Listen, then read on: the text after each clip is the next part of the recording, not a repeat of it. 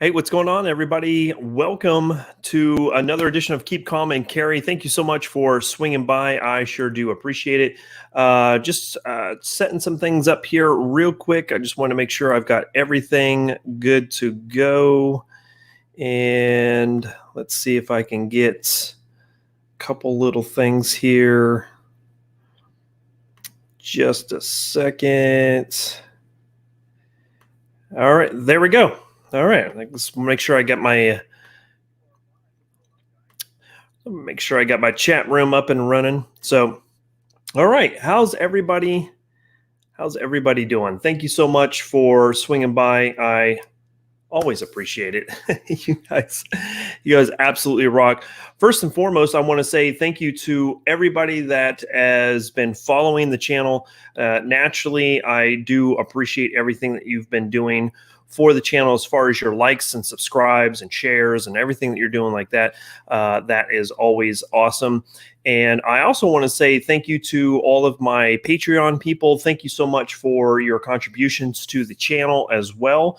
You are a big part of the channel and supporting everything that we're doing and, providing range time and ammo and being able to check other things out as far as purchasing firearms and stuff like that. You guys are a big supporter of that. So I really, really do appreciate that. And I want to say a special thank you to Steven. He actually upped his membership in Patreon, and I really do appreciate it. It was small, but at the same time, it's big. So thank you so much. So, all right, let's swing on by over to the chat room and let's say hi to everybody. First and foremost, we got Scott P79. Thank you so much for jumping in there. First, the Grim Reaper, he jumped in there as well. Following close second, we've got EW Pat Cop. Good to see you. Thank you so much. GG, I love GGG. Good to see you. I hope you are doing well down south there. Todd Schmidt, guess what he's not doing? Homework. So good to see you there, bud. The real gun snob or the gun snob. Thank you for swinging by. Milspec guy, he's jumping in there as well, and I sure do appreciate it. Hey guys, I take a couple of weeks off. I needed a little bit of a break. I didn't put anything out there last week. I have a lot of things, a lot of irons in the fire right now, juggling a couple different things. So kind of needed a break, but we're back at it, and hopefully I've got a good video for you guys lined up for this Friday. So be prepared for that. Blitz jumping in there. He says, "Howdy, sirs. Did you just misgender me? I guess I don't know, but I'm sure there'll be more than just sirs in the chat room here in just a little bit. So good to see you guys. Thank you so much." So let's kind of start rolling into the chat. Before we get into it, as you can see, I have a new painting back here by Invader Girl. She was on here on the live chat a couple weeks ago. This is my samurai picture right here. Obviously, you guys have seen this one right here, but this is brand new. Just hung it today. So there you guys have that. Really, really happy about that. With that being said, we have a special guest tonight. Mark from Barritus Defense is on the live chat tonight, and I really think that he has a different perspective on training that I wanted to dive into a little bit, and I wanted to bring him on to the chat. I see that Milspec guy, he says that he's watching Red Dawn right now. Wolverines. All right, good. But with that being said, I did want to bring Mark on so we could talk about some training, talk about kind of different perspectives on that, and see what happens from there. So without further ado, here is Mark. Sir, thank you so much for joining us on the live chat tonight. How is everything going on in your neck of the woods? It's fantastic down here in Arkansas. Good to see you. Thanks for having me on, and hello, everybody.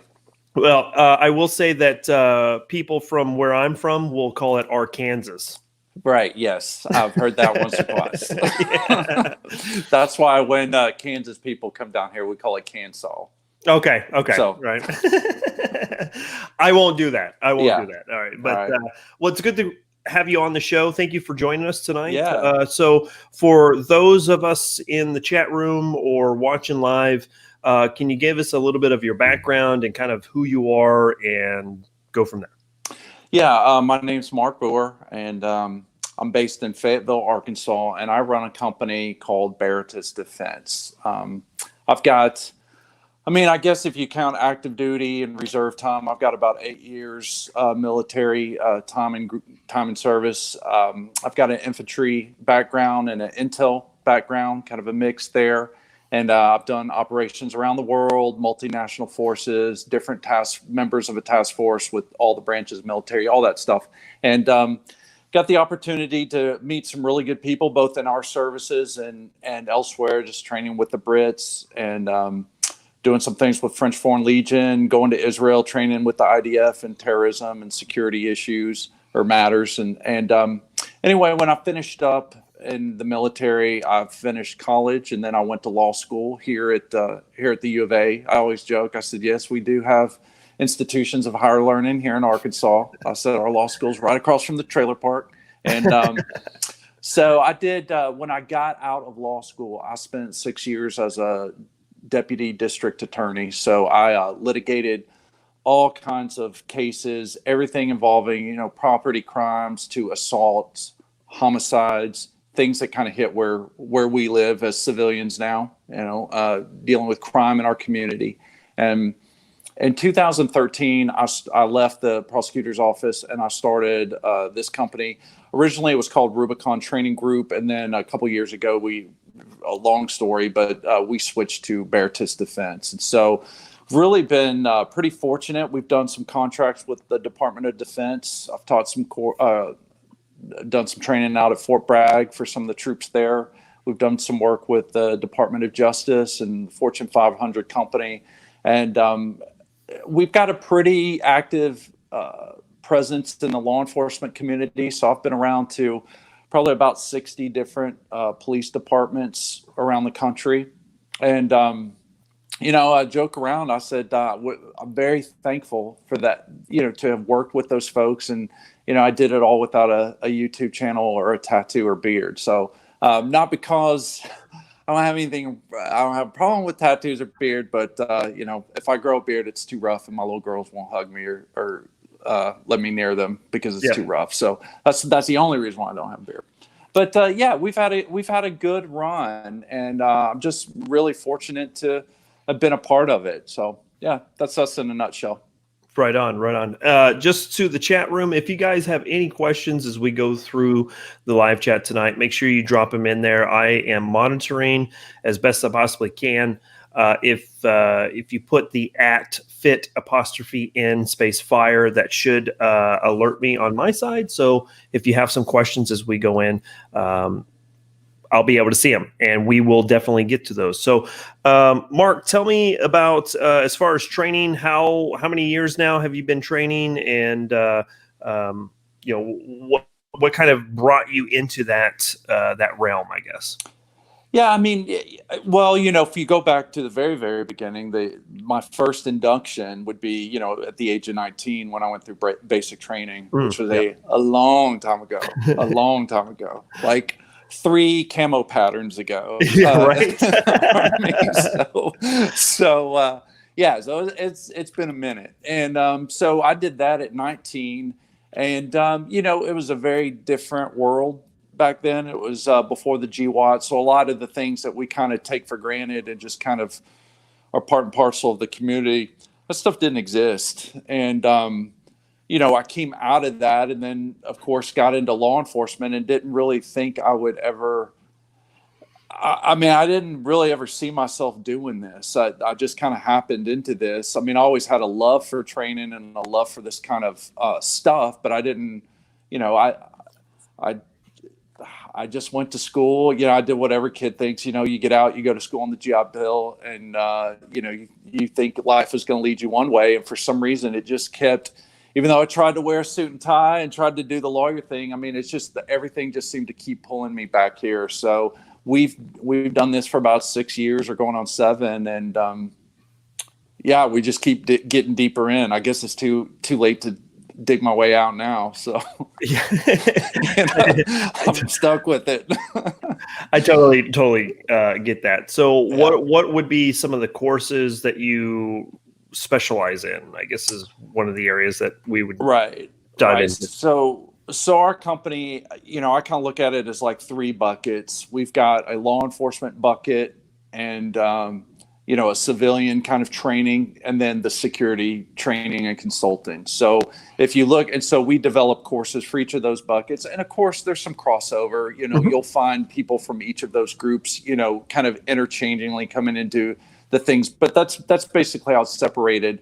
And so with the law enforcement, most of the training is going to be counterterrorism and counter ambush, and a little bit of maybe intel type courses like interrogation and stuff like that. But it's pretty heavy on those courses. And then with the civilian, of course, it's going to be your firearms courses. So we'll do carbine, pistol, long range, close quarter combat knife, empty hand, just kind of on that whole self-defense type. We did low light classes. If it goes in there, chances are, we'll do it. And then with the kind of that security consulting, we do a lot of church security with churches around the country. And then we've also gotten into just consulting with businesses, which again was not something that I even really thought was out there, but people kind of find out about you and they make your way. And so that's how we've worked with some businesses here locally, and even with some Fortune 500 companies, just looking at things like active shooter, employee relations, usually in terms with conflict management, dealing with problem employees or people on the site, or having to unfortunately let go of people. We've had, you just look at the headlines, anything that's going to generate a negative headline like that, we'll come along and help coach them and develop programs so that they can deal with that and kind of get out in front of it instead of just reacting to it.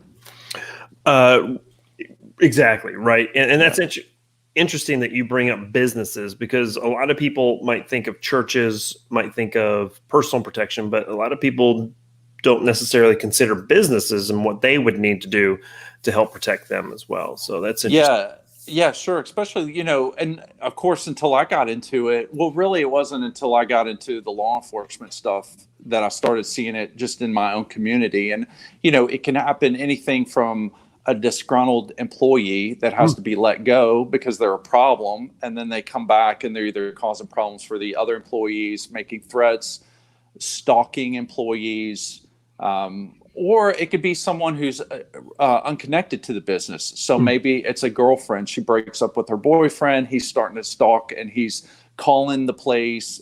He's causing problems for her.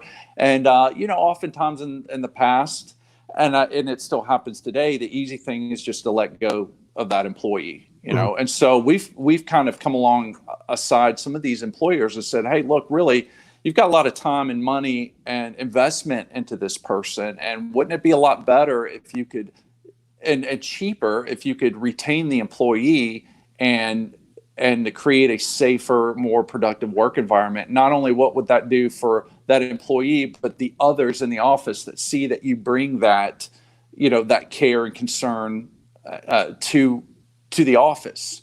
And and so we've been able to do with that. And then of course, what captures everybody's attention is the active shooter, thing. So we've also, so we'll do everything from come in and do site inspections, just kind of looking at what they have there on their campus, whatever kind of securities, whether it's cameras to their physical locks, to the lighting, I think the big key, the catchphrase is crime prevention through environmental design, that type of thing. So it's like, hey, how do you lay your light systems out so there's not a lot of dark places, and keeping your shrub? It's relatively boring stuff for some people, but when you're trying to protect your place of work and make it a safer place and deter vandalism and other types of crime, that stuff that's part of it, that you have to learn that and be able to articulate it and help people, because you can't just Google that stuff.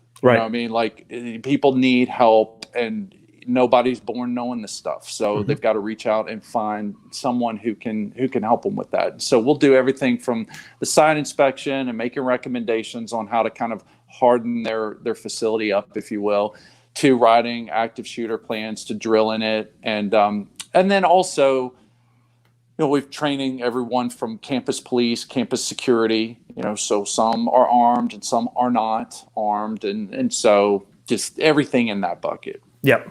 Yeah, absolutely. So I do want to back up here real quick because Blitz jumped in there and he caught on to your original name of your company. You said it was Rubicon. He was wanting to know, is that had to do anything with the Team Rubicon? He was just kind of curious. No, didn't. In fact, when when I started this company, I didn't know who Team Rubicon was. I had no idea.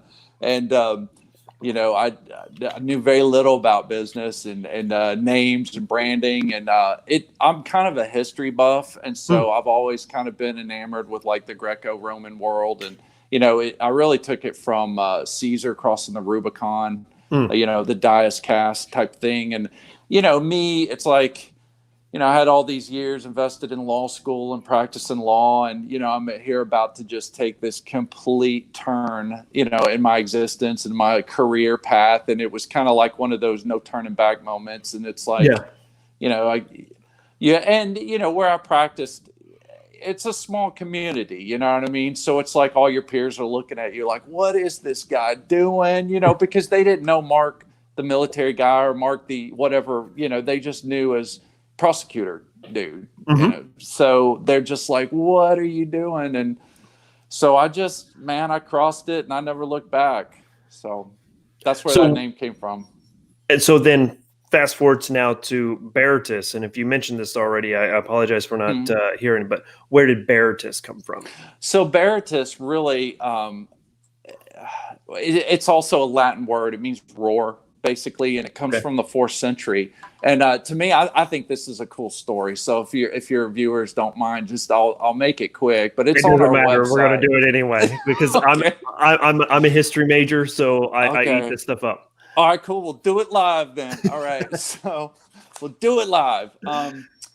So in the 4th century, when the Roman Empire is on the frontier fighting these Germanic barbarians, and they're just getting hammered, and they're getting hammered by these guys, and they noticed that these tribes that they were fighting had this war cry, and of course, and so what the Romans referred to it as the Barritus. That was the Latin term for it. The Germans didn't call that, but that's what they called it.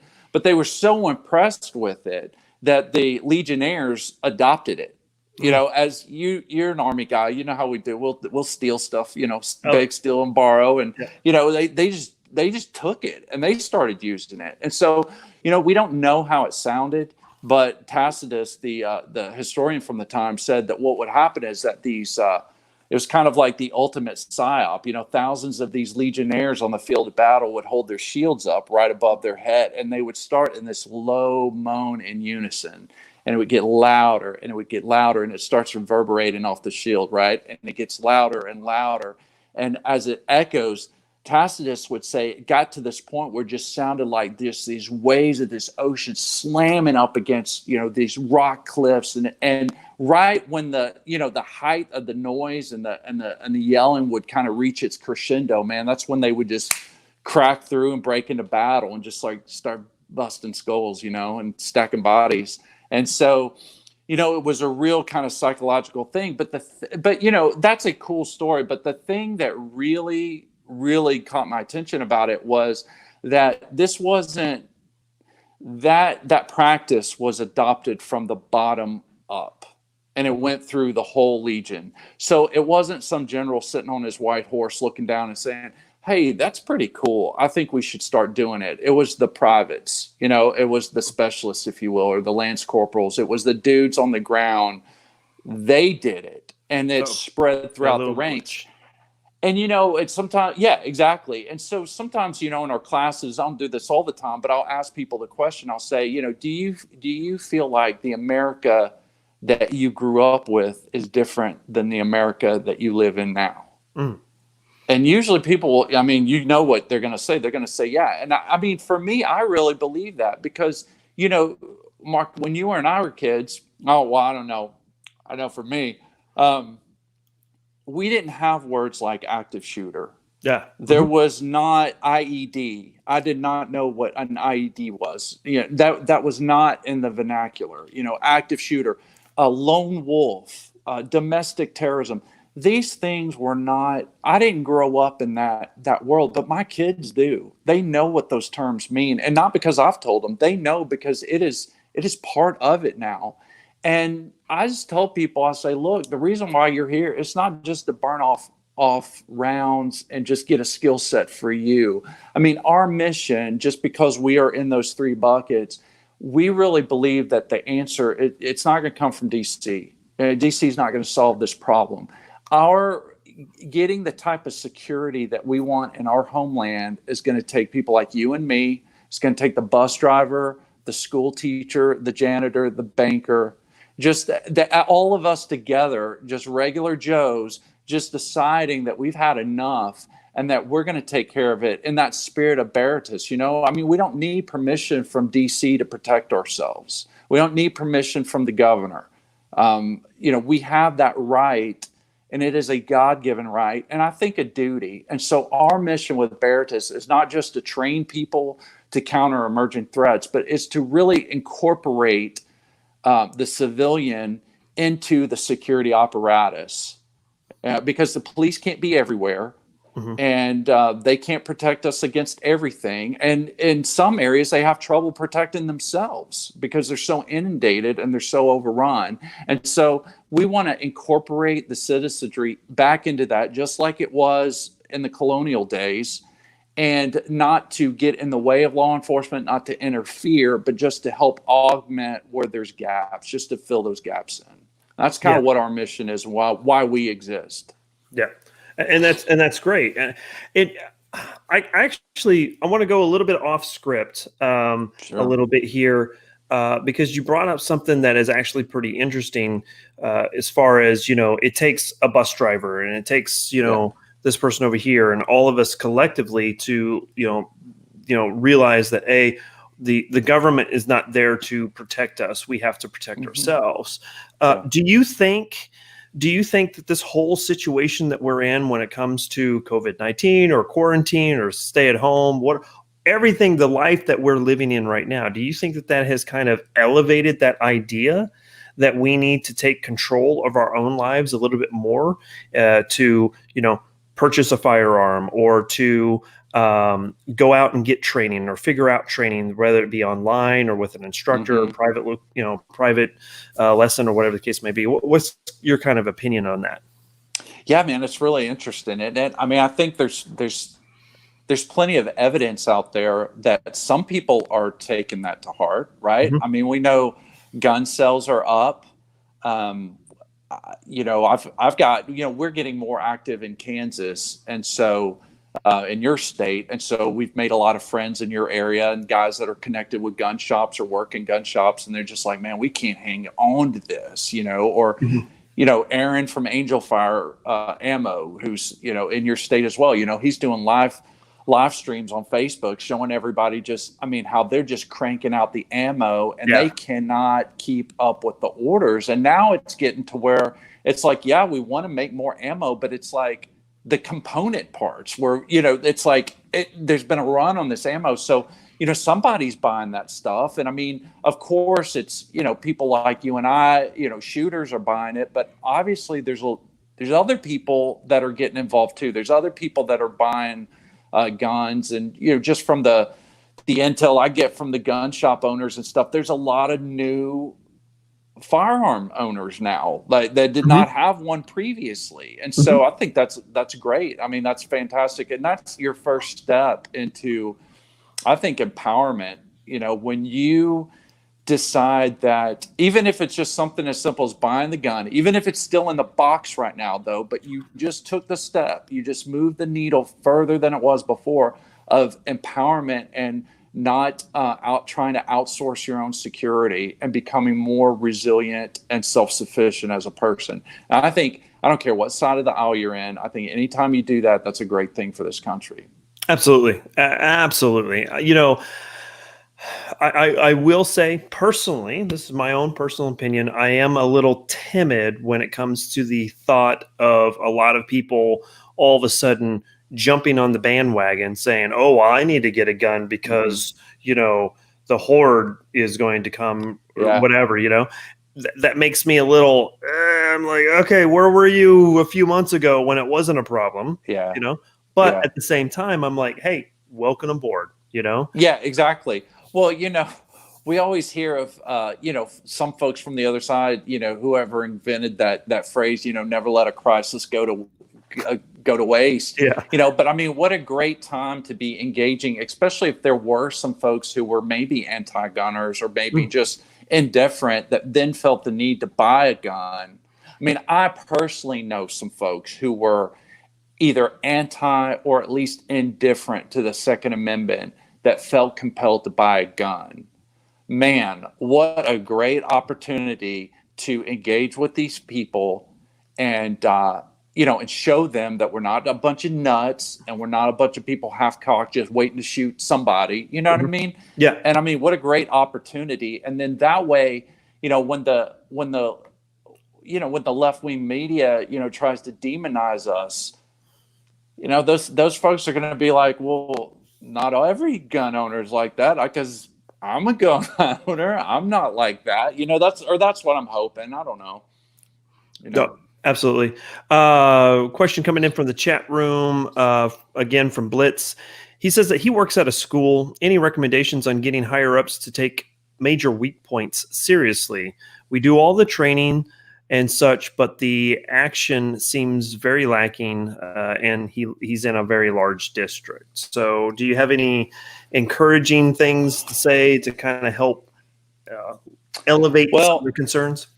Yeah, I mean, I don't know. I'm sorry, Blitz, man. I don't know exactly what you mean by like the weak points. Like, my experience with the school districts is they typically will take their cues from the law enforcement community there in your area. So, and what I mean by that is that they'll either have a school resource officer, and that officer typically, and again, this is just my limited experience, is tasked with writing the active shooter plan, doing like the site study and things like that, making recommendations.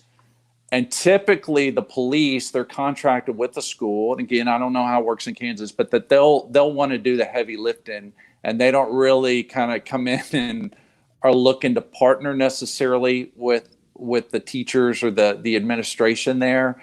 I mean, as far as, if there's something in particular, some type of initiative or something you would like to see your school adopt, I know oftentimes, people, especially when it's not their expertise, people like easy, people like done for you. So if you have an idea and you show the viability of it, and you can show, here's steps through 3, and I've already thought it out, and here's how it would be executed, kind of a done for you type thing, I think you're more likely to get a positive response. But really, without knowing more, I'm really just kind of shooting blind. Yeah, he followed up and said large glass windows that go to the ground, big enough for a car to easily drive through. Oh yeah, I mean, that's a problem. Yeah, I mean, so yeah. So if does he have a school resource officer assigned? I mean, have they done a site study?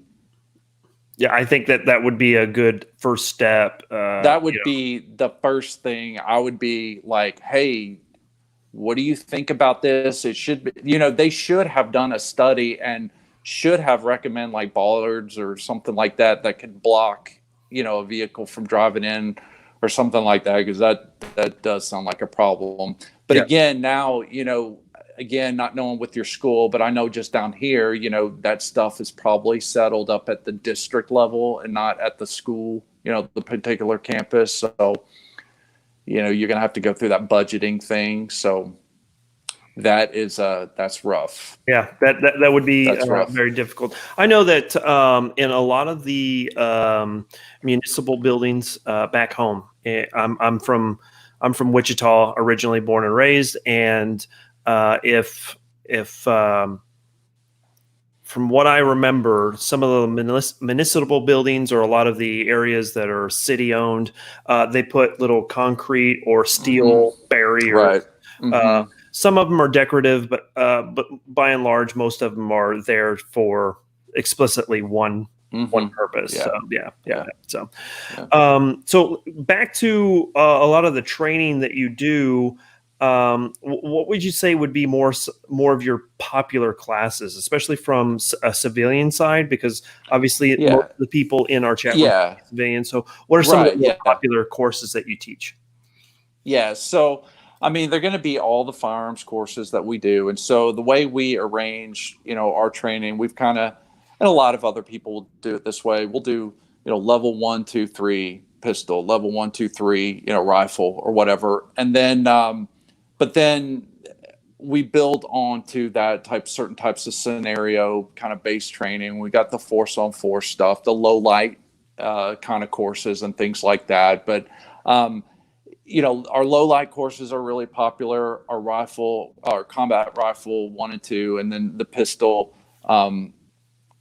We've got a counter ambush course, a tactics course for the law enforcement. And the only reason why I mentioned that is because we're now developing one for civilians. Because I had a lot of folks on our newsletter and things like that when I'd advertise for it say, hey, can civilians come to this? I'm like, no, it's just for law enforcement, but it wasn't, it just really has to do with being in the department and kind of creating something that's fit more with their job and how they execute their duties, which would not be applicable for civilians. So I think civilians need the type of training. So we're working on rolling that out and had plans to do it. Have it already rolled out, but then I don't know if you've heard of something going around making people sick. So that kind of threw a wrench in it, but we're hoping to get it out this year. Sure. Yeah, that and works. And then lastly, I'm sorry, I didn't mean to cut you off, but then, apart from the firearm stuff, our close quarter combat knife course is pretty popular. We get a lot of requests for that. So, and that was going to be kind of the next question that I kind of wanted to bring up is where do you feel training is lacking as far as all the different training that's out there? There's plenty of trainers that are out there. I mean, me personally, I've trained with James Yeager, and I've trained with Ken from Pervictus Group, and here hopefully soon I think you and I are going to get together here relatively soon. So that's going to be pretty cool. And I've trained with some guys out of Wichita. And so what are some of the areas you kind of brought up? You kind of brought up the knife aspect. Is that one of the areas you think is kind of lacking when it comes to close quarter CCW type of training? Yeah, I mean, man, we could literally do a whole one just on this. Yeah, right. This one really does go deep because, some people will be like, well, what makes you different than, so-and-so down the street? And it's not, it's not necessarily being different. It's not being different for the sake of being different. And it's not even necessarily coming in and saying, well, that we're better than somebody else. It's just that, from what I've seen that is out there, just the people I've exposed with, that some instructors specialize on, or they maybe not even specialize, they focus on, one thing to the exclusion or mitigation of something else. And, you only have you got people for 1 day, 2 days, you can only cover so much material. So you've got some guys that'll teach you how to shoot really fast and really accurate. And they know some other stuff, but that's what gets them. That's what they gravitate to. So it's pretty natural that's what they're going to feed you. And then some people are more about the gear and the how to get the most out of your gear and stuff like that. I would say with us, probably, obviously we're going to teach how to shoot fast and accurate and all that kind of stuff too. But I think what we can give is the context, from a security perspective and how that relates to your everyday life and the tactics. So we see this is particularly true in, I think, in law enforcement, but also on the civilian side too. It's a lot of of courses are technique focused, and sometimes for obvious reason, but not heavy on tactics. And the fact of the matter is, tactics are what allow you to apply the technique. So a lot of times, what I think, and this is just my opinion, and it's not bad. It's not, like I said, everybody focuses on, kind of where they gravitate to, but that, people will go to a class and they'll learn a lot of technique, but they'll walk away not really knowing how that gets applied in the real world, because they've just been shooting a paper target, squaring up like the old West, where they're at 6 paces and they're going to draw, and it's the fastest, guy that hits with the most wins the day.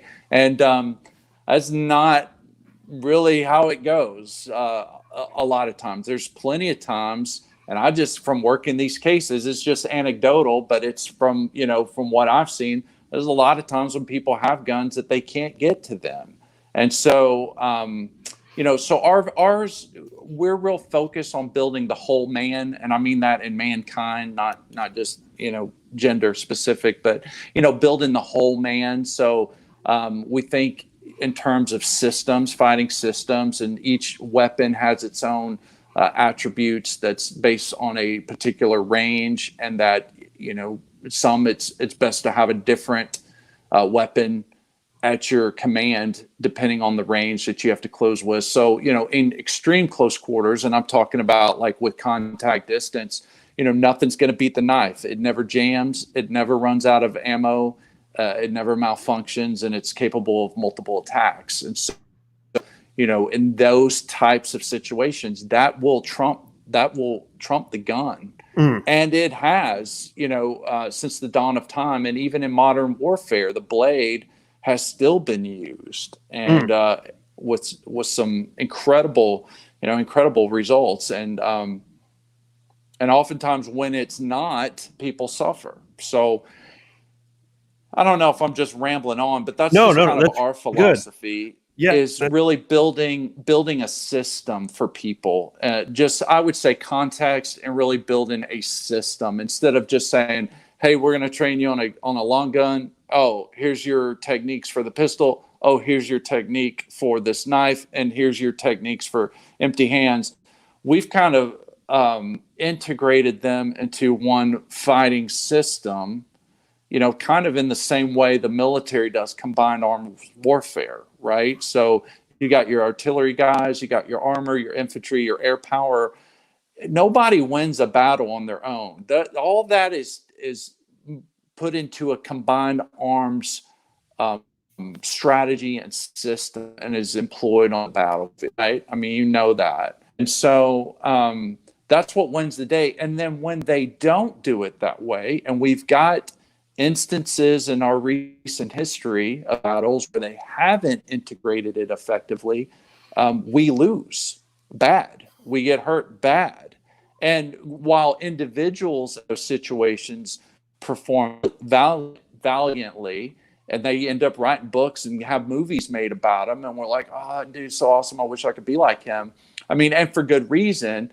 But those missions were disasters, because so many died and so many suffered. And obviously, that gets into political decision makers and things like that. But just a principle base, we can see, on a grand scale how that works. And the same thing works for the individual too. And so, that's kind of our passion, is to train the whole man to fit you with a system so that you can close with, dominate the combat with any weapon at any range, and with the appropriate one. Yeah, absolutely. And that's actually something that is extremely interesting to me, because every fight that I have ever been in, regardless if it was, in high school and just fisticuffs, or if it was, in the military and deployed, or in Iraq, Afghanistan, or whatever the case may be, or even here recently with me getting into MMA and stuff like that, fights are dynamic. So things are going to change and evolve, and you have to adapt to those different types of things. And, if someone, this monitor right here is arm's length, so that's, like 2 feet. I don't have time to draw a firearm and do the super cool Lucas Bakken, pow, pow, Yeah. pow, Yeah. or spacing his name, Keanu Reeves' character in his new movie series. Oh yeah, John Wick. Yeah, Wick, right? Yeah, we don't have that ability. So maybe something along the lines of trying to figure out how to defend yourself with a knife, or defend yourself with even with your hands. And that's something I worked with one of my MMA instructors, is how do I create distance just with my hands? Hey, I got my hands up. Hey, I don't want any problems, and start figuring out how to leverage your body to get enough distance to either get away or to, draw my firearm or a knife or whatever the case may be. So, that is actually really interesting to hear that, and to understand that we have columns, we have buckets of different types of training: pistol, rifle, MMA, knife, whatever. What happens if you bring all those in together at the same time? You know? And that would be really interesting. So, and so that's kind of what we do, and it's based on, it's based on a system, it's based on a doctrine, and we know it's been validated because it's based on military warfighting doctrine. So we take, what we know works. Even Miyamoto Musashi, which most people that are listening to this probably know. I mean, this guy. That's true martial art. Can it work on a division level? Can it work on a company level? Can it work as an individual? Can it work for a concealed carry holder? That's what we're talking about, principle-based things. Those are universal. They're always applicable.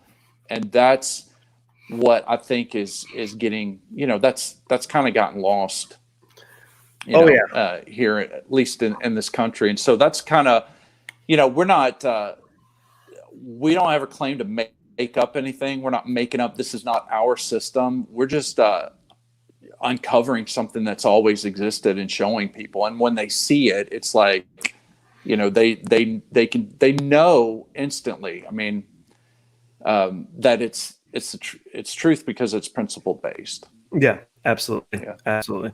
Wanted to back up because I did have a question in the chat room here, and just kind of get an idea from your perspective. You do have some law enforcement background. You do have some prosecuting background.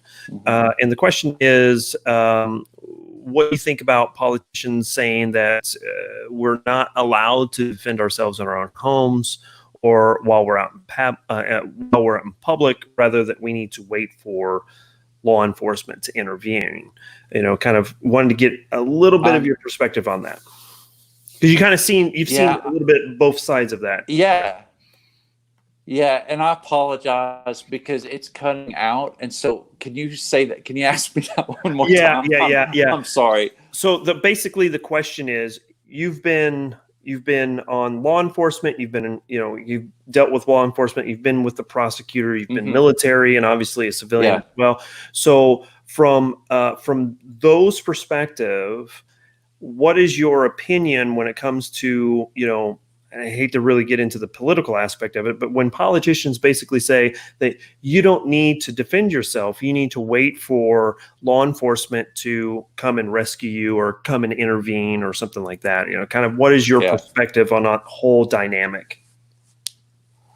Well, I'm an,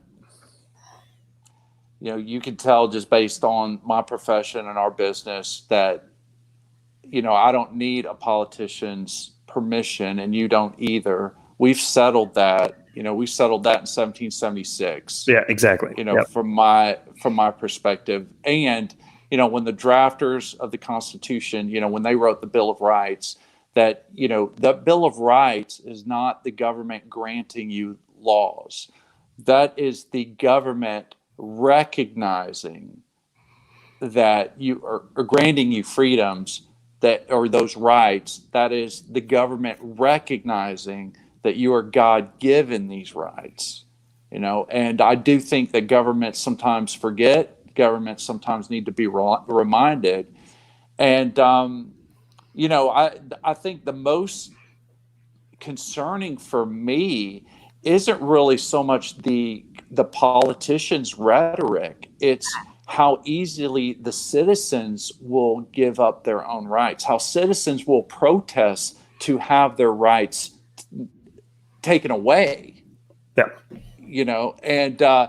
And sadly enough, it's sad to say, but Dennis Prager talked about this too, that the folks on the left are much more active. They're much more activist than the people on the right, because liberalism really is, and I've got plenty of liberal friends, but I see it with them too, that it really is almost a religion, and that is what they build their rights around, like champion causes and being active. And it's really something that folks on the other side really need to wake up and look at, because those people are vocal, they get out, they demonstrate, and I think there's some good movement on our end that way, especially with the 2A community, but it's really small compared to what they do. I mean, it really is. And it's interesting that you bring that up, especially with Dennis Prager and his perspective on how well the left tries to do X, Y, and Z. But I've also heard it from the other side that the left believes that the right is a little bit more organized as well, especially when it comes to like the podcasts arena, right? Yeah. There are far more right-leaning podcasts that are out there that are doing things better than what the left is doing. Yeah. Well, and I find think that I do too, and I agree with them. And I'll say, just in the last couple of years, I think there's been improvements with our community. I think people are getting more organized, and but I don't know how much. I don't know, and I don't know enough. And so when I fault, I mean, the fault is just as much with me too, because we're all working and we're trying to make a living, and we're just kind of, if you want to know, like on the tolerance issue, we're just like, everybody has their life, everyone's just trying to kind of get ahead and have their family and just kind of enjoy life, and we have a tendency to kind of let things, just happen, and I don't know. I think there's definitely more voices, I think, and maybe that's just a result of, podcasting being more available, the social media being more available. So of course we're going to notice more. I'm not convinced though that we're more organized on the ground roots, and I hope I'm on the grassroots, and I hope I'm wrong on that. But I'm not. I'm a little skeptical on that. I do see. Yeah. Yeah, absolutely. So transition a little bit. Jacob here, he's jumping in and he's asking, what would you consider is the easiest technique to subdue a person? And I know that's kind of a little open-ended question because every situation is going to be a little different. But when subduing someone, what do you think is one of the better techniques? Well, so if you think about that, man, that's a hard one. Right? That's a hard one to answer. So I can I think maybe there are times that you want to subdue. I mean, especially if you're working in a security fashion or function, and there could be times where even as a concealed carry holder, you're trying to stop something from going on, and you're trying to restrain somebody from where, until the police can arrive. And, I'm going to be honest, on most of those things that I've been involved in or I've watched, I mean, I can't really see, even with the police officers, and I mean, they'll probably tell you this too, I don't really see a lot of technique. I mean, those guys go through their DT, their defensive tactics, but then once it gets on, I don't really see a lot of technique going on. I just see a lot of mob piling on and just kind of holding this dude down until they get him cuffed. Our stance obviously is, we're kind of goes back to that whole system. So, one of the fundamental foundations or fundamental principles of tactics, and there's several of them, but one of them is getting the advantage. And so normally when you think in terms of, if I just heard you say, hey, we're going to go take a self-defense class, what's the first thing that pops up into your mind? It would be some type of martial art is what pops up. Yeah, it would be, something empty hand, right? So Exactly. yeah. And I don't think that's going in the exact opposite direction. If you're for me, when I think of self defense, the first thing I'm thinking is how do I get the advantage on somebody, and that's Mm. going to be through use of a weapon, Yep. means of a weapon. And I know that's a slippery slope because we get into disparity of force, or using the reasonable force. And so just because someone threatens to hit me, I can't necessarily pull out a gun. So we got to be really careful there. But we're talking about imminent fear of your life, your imminent harm, safety. And so we want, especially where there's multiple attackers involved or someone who's stronger, faster than you. I'm thinking about weapons. And so I think in terms of empty hands is something trying to buy me time to get to something bigger, because I want to end this as soon as possible. And it's not just end it like terminating the guy, but just breaking his will to fight. And so if I've got some guy, you know, that has a weapon, I want to make sure, and I'm empty hands, I don't want to just, I want to get an advantage. So I want to try to maneuver my way in such a way that I'm free from getting hit, that I can deprive him of his ability to hit me, and then I can get to what I need, whether it's to, an improvised weapon or something that I'm carrying on my person, then to dominate that combat. Yeah. And so we don't spend a lot of time talking about restraining people, in a self-defense. Although I do make allowance that there's times you might need to do that. So without more information, that's probably the best I can do with that. Yeah, yeah. What from a civilian perspective and everything that I've been involved in when it comes to any type of training, regardless if that's empty hand or firearm training, is when it comes to a situation that involves me, the very first thing that I'm going to do to subdue someone is to diffuse the situation.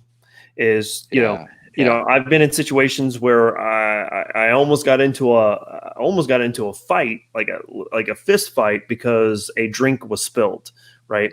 And so, me being who I am now, opposed to who I was then, if I would have just been like, "Hey, you know what?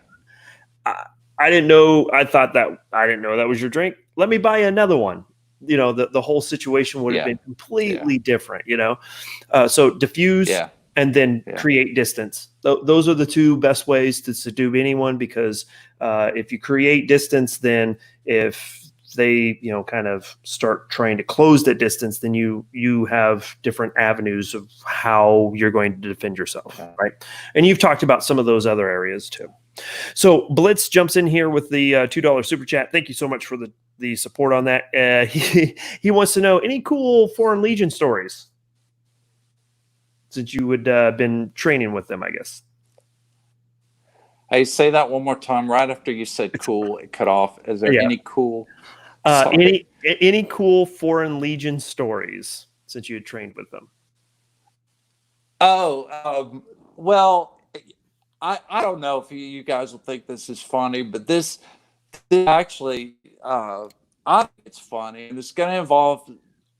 Well, I'll try not to cuss, but he cut his cousin. So we're sitting in the chow line, and you got to understand, when I met these guys, I'd heard stories of Foreign Legion when I was a kid, and I just thought they were cool. Just the whole idea of these guys just kind of running away and going to this thing. And so I was like, I don't know, how old was I? I was like 20, 21. I was so brand new in the Army, just naive, and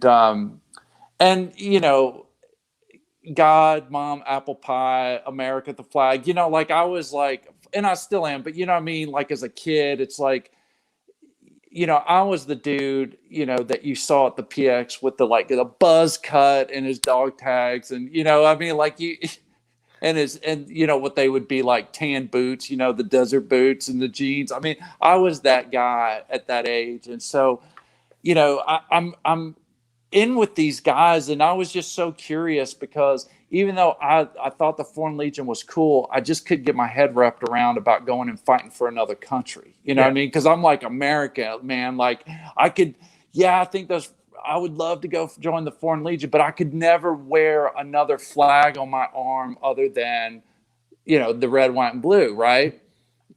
So I was like, how are these guys doing it? And so, I'm standing, we were in the same kind of barracks and we'd share the same chow hall. So we'd eat together and stuff. And so, I was in the line one day with these guys and, you had dudes from Ireland, you had dudes from the Eastern Bloc, it's like nobody was French that was in the Foreign Legion except for their officers. And so all their enlisted guys are there. And so these guys were like from Hungary. And I mean, they just looked like they could just eat a brick and just spit it out. And, so we're talking about where they're from and everything. And, and I guess I asked him, I said, man, what's it like leaving home and, you're fighting for another country. I mean, you're here, we were deployed. It's like, you're here and he, you're wearing a French flag and everything.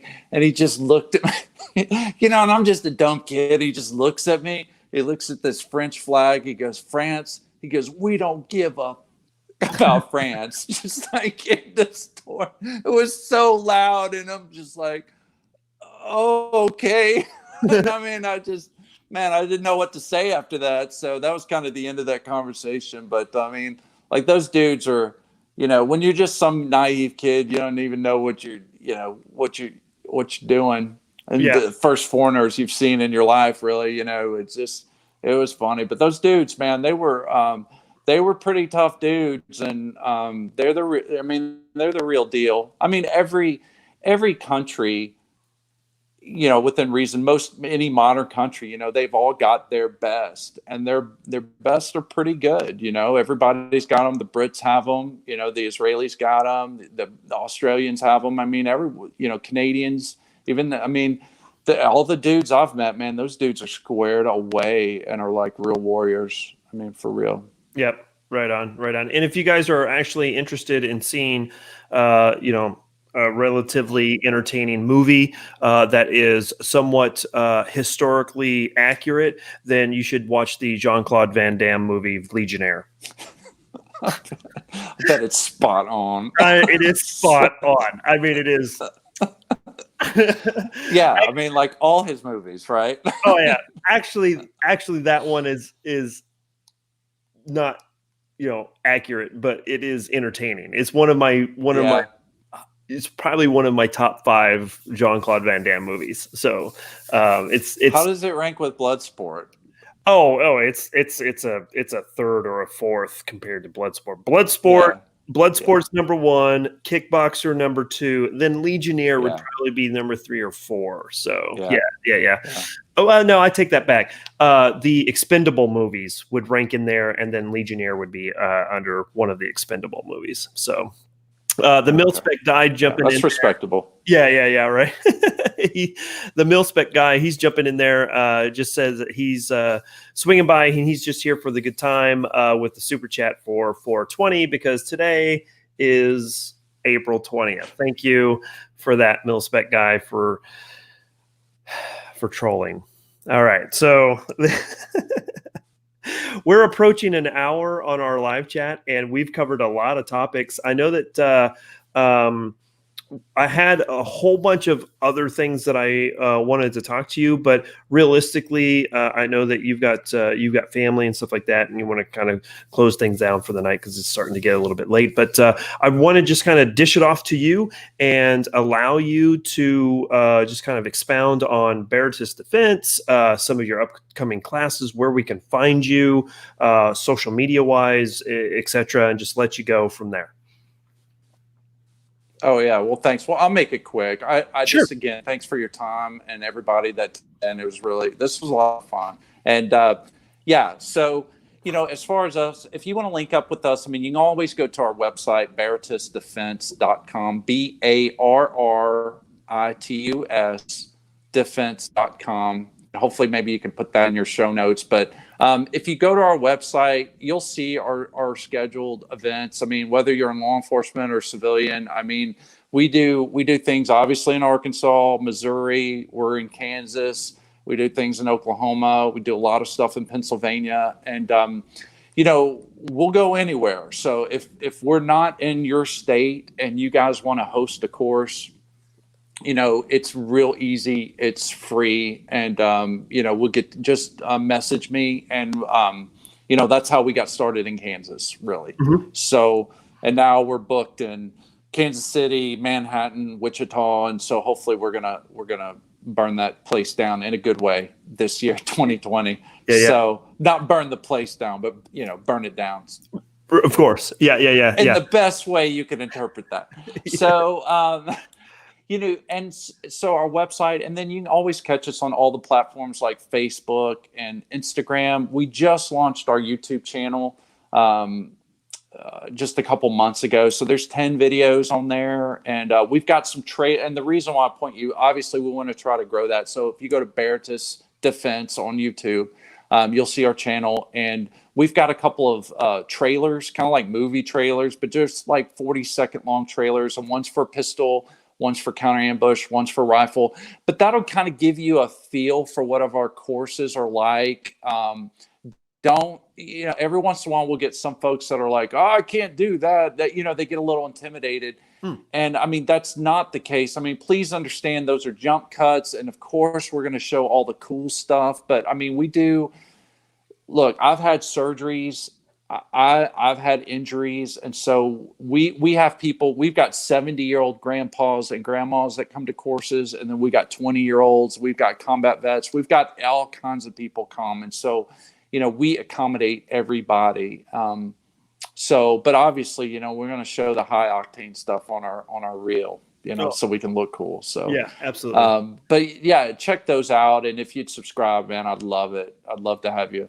Yep, absolutely. So all of the information that Mark just went over is down in the description. So we've got your website, we got your YouTube page, and then your Instagram page as well. So you can just click on those and swing on by and check things out. You will be in Kansas next month, and I believe as long as the scheduling links up and COVID goes away and all that jazz, we should be linking up and doing some training. So hopefully we'll have a video on the channel as well, kind of highlighting a lot of the things going on as well. So awesome. Looking forward to it. I'm always excited for training, regardless of who it's with, because regardless if I've been through it all before, there's always something new that I pick up, you know. So it's like watching the Star Wars trilogy. There's something new that you always pick up. Yeah, exactly. Yeah, exactly. Yeah. All right. So real quick, I want to say hi to Mario and Art. You guys jumping in late, but thanks for swinging in, jumping in. I sure do appreciate it. Mark, we'll, like I said, we're going to do a video and do some training next month. We'll have you back on in the future as well. And we can dive into some of the things that we didn't get a chance to talk about as well. But awesome. We're going to wrap it up tonight so you can get off to your family and finish up the evening as you do. With that being said, guys, again, a lot of stuff in the description below. Check things out. Swing on by Barritus Defense and their YouTube page. Again, links in the description. Check that out, and we will catch you next week. So with that being said, keep calm and carry. See you guys later. Bye, y'all.